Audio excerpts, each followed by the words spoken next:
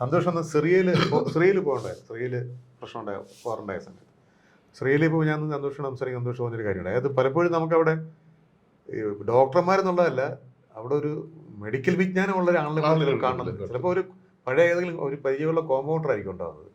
അപ്പൊ അയാളെ കൊണ്ട് പലപ്പോഴും നമ്മളിത് പല കാര്യങ്ങളും ചെയ്യിപ്പിക്കും. അങ്ങനെയല്ല, അവർക്ക് പലപ്പോഴും നമ്മൾ ഈ പറഞ്ഞ അവിടെ ഉള്ള ഇഞ്ചുറീസും കൈകാര്യം ചെയ്തിട്ടുള്ള എക്സ്പീരിയൻസ് ഉണ്ടോ. ഡോക്ടർമാരെല്ലാം പലായനം ചെയ്തു.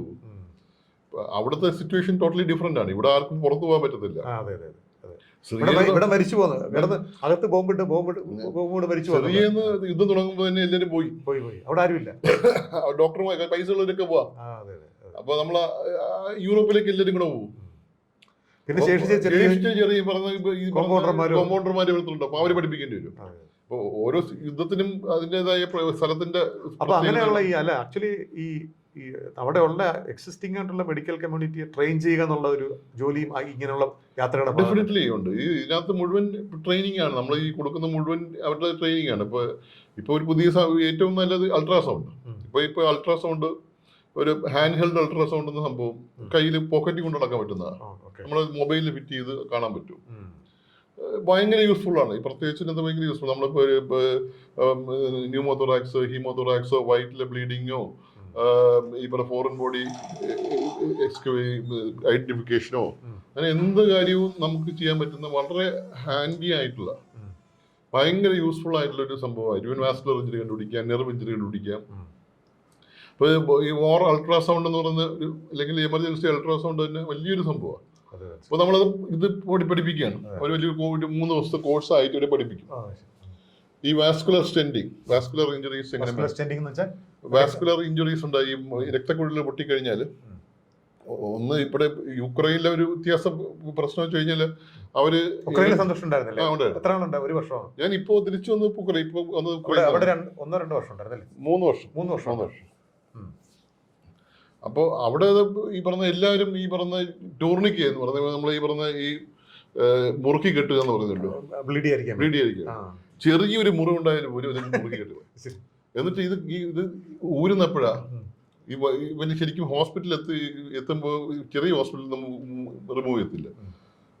12 മണിക്കൂർ 24 മണിക്കൂർ ആ കാല് ഡെഡായി പോകത്തില്ലേ. അപ്പൊ ഇവര് ടൂണിക്ക് എങ്ങനെ ഊരാൻ പഠിക്കണം, അത് പഠിപ്പിക്കേണ്ടി വരും. അപ്പോൾ ഇത് ചെറിയ ഒരു വാസ്കുലർ ഇഞ്ചുറി ഉണ്ടെങ്കിൽ ഈ പറഞ്ഞ രക്തക്കുഴൽ പൊട്ടി അതെങ്ങനെ സൂച്ചർ ചെയ്യണം, എങ്ങനെ അത് കൺട്രോൾ ചെയ്ത് സൂച്ചർ ചെയ്യണം. ഇല്ലെങ്കിൽ ഒരു സ്റ്റെൻറ്റ് ഈ പറഞ്ഞ ഒരു ഭാഗം മുഴുവൻ പൊട്ടിയിട്ടുണ്ടെങ്കിൽ പകരം ഒരു ചെറിയൊരു കുഴലെടുത്ത് വെക്കുക. പ്രത്യേകത ഇത് വെച്ച് കഴിഞ്ഞാൽ പിന്നെ അയാൾക്ക് പോയിട്ട് ആ ലിംബ് അടുത്തൊരു വാസ്കുലർ സർജനും കണ്ടക്ട് ചെയ്യാൻ പറ്റും. അപ്പോൾ അതിൻ്റെ ഇതൊക്കെ ട്രെയിനിങ് കൊടുക്കുന്ന വെച്ചാൽ പന്നിയുടെ രക്തക്കുഴലൊക്കെ എടുത്തിട്ട് പന്നിയോ ഇല്ലെങ്കിൽ ആടോ പശുവിൻ്റെയൊക്കെ രക്തക്കുഴലെടുക്കും. അതിൽ നമ്മൾ പഠിപ്പിക്കും, അതിൽ ചെയ്ത് പഠിപ്പിക്കും. അപ്പൊ ഇങ്ങനെ പല കാര്യങ്ങളും പഠിപ്പിക്കേണ്ടി വരും. അല്ല, അതൊരു പുതിയൊരു പ്രശ്നമാണ്. നമുക്കിപ്പോൾ നമ്മൾ മെഡിക്കൽ കോളേജുകളിലൊന്നും വാർ മെഡിസിൻ പഠിക്കുന്നില്ല, അങ്ങനെ എക്സ്പീരിയൻസും ഇല്ല. അപ്പൊ പലതും ഈ എമർജൻസി ആയിട്ട് ചെയ്യേണ്ടത് വളരെ വളരെ ഡിഫറെന്റ് ആയിരിക്കും. അതല്ലേ, ഇത് ഒരു ഡോക്ടർക്ക് ഈ പറയുന്ന ഈ ഇത്രയും ഉള്ള നമ്മള് സ്പെഷ്യാലിറ്റീസ് എന്ന് പറയുന്നത്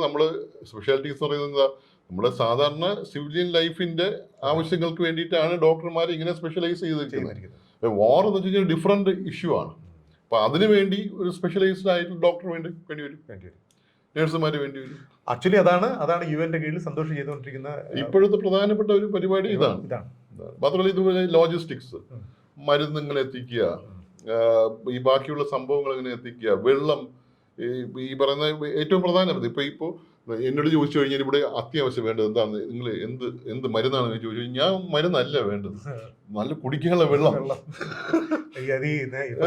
നേരത്തെ ഈ ടെന്റുകളുടെ ജീവിതത്തെ കുറിച്ച് പറഞ്ഞപ്പോൾ ഞാൻ അത് ആലോചിച്ചതാണ്. വെള്ളം ഇല്ലെങ്കിൽ അപ്പൊ കുടിക്കാനുള്ള വെള്ളവും ഭക്ഷണവുമാണ്. നമ്മൾ ഈ ORS കൊടുക്കാനുള്ള വെള്ളം ഇല്ലെങ്കിൽ ORS കൊടുക്കും.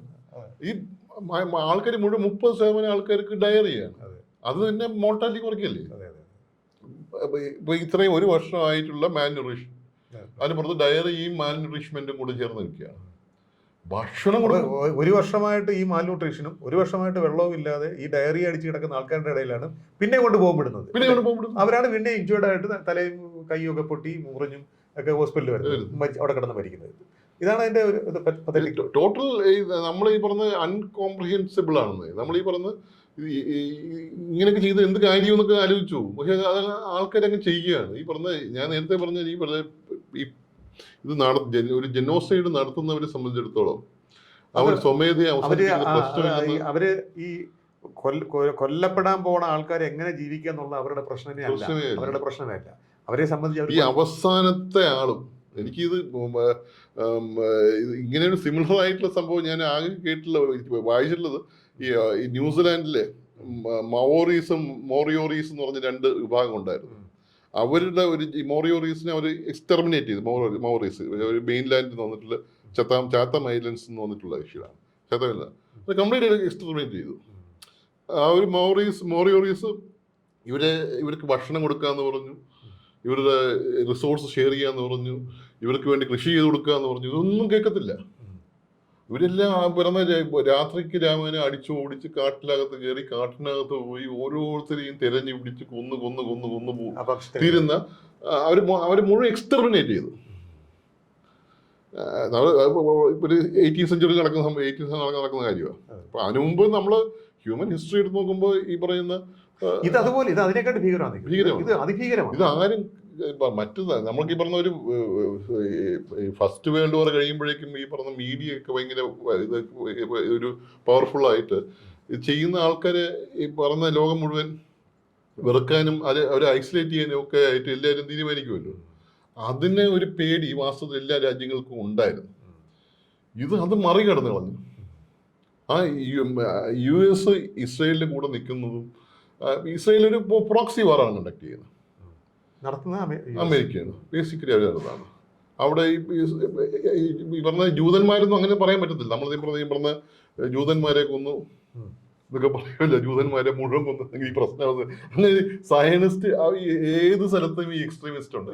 ഇപ്പുറത്തും ഈ പലസ്തീനിലും ഉണ്ട് എക്സ്ട്രീമിസ്റ്റ്.